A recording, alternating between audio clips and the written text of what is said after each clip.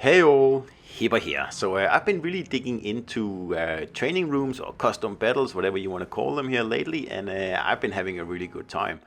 And as you can tell, I have played a lot of training battles, and I knew I would, and I can't see myself stopping anytime soon. It's also become easier to create a room. I actually was able to create one in the first try today, but I think that was because I was playing at an odd hour to, compared to the rest of the world. So my ship of choice is Edinburgh, and that's because it's a ship that can do anything, and because of the 30 millimeter bow, you're not gonna get one shot every time you go up against a battleship, right? So that's the reason. It does give me a little bit of a chance, because I play these battles here with domination, meaning that you will have to push in if you want to win, right? So you could play, for example, a Cleveland or a Mainz or something like that, or Worcester, if it wasn't domination. But in domination, you will need torpedoes to be victorious. And that's also why I have been picking legendary ships as my adversaries, because then at least,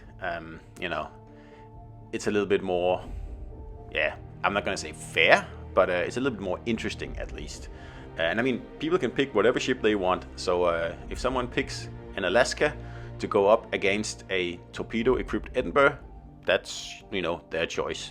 And I mean, it's not like Edinburgh has a lot of torpedoes. It has 3 on each side, and getting off one side is not enough to sink most ships in the game, like bar destroyers, and certainly not legendary battleships. You'll need to have probably at least 2 sides, and sometimes 3 sides if they get to heal, and if you don't get any floods or anything like that.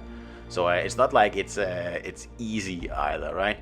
Like an easy ship for games like this would be Mainz, and that's the one everyone picks when we have 1 versus 1 ranked, right? Because it has all the tools. It has long range sonar, it has plenty of torpedoes, it's fairly tough up close, and it's got HE DPM that you just cannot do anything about, especially in Edinburgh where you only have AP. So this time I take a very nasty hit there, but I don't get one shot, and that's it. That's all the Alaska is going to be able to do, because I have torpedoes and he has a long reload. So we're just gonna casually sail up here, bow on with my 30 millimeter bow, and just wait for him to do something. And it looks like he's going to run away instead. You can see his turrets turning, so we're just gonna get off the torps.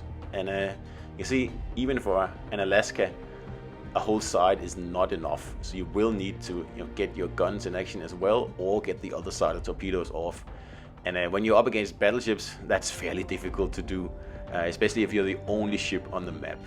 So GG, I mean, did the best could, but if you don't have torpedoes, it's probably not the best ship to pick for these one-on-ones versus me anyway.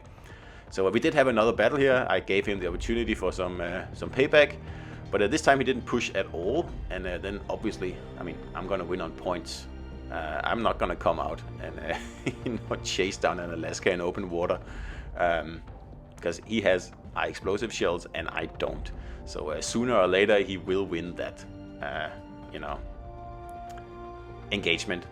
And you can say that, yeah, sooner or later the Edinburgh will win the engagement around islands, and yeah, I guess so. At least it has a better chance of it, and now he goes AFK now because he's bored. That's true, but I mean, no one forced this guy to choose an Alaska. He chose it. So training rooms are great fun, and I've been playing it, well, a lot, and I sure will keep playing it, but I won't be playing more than 3 or 4 ships on each side. So if you join my training room, just be prepared for that, right? So anyway, hope you enjoyed this video here, and I will see you out there in the training rooms.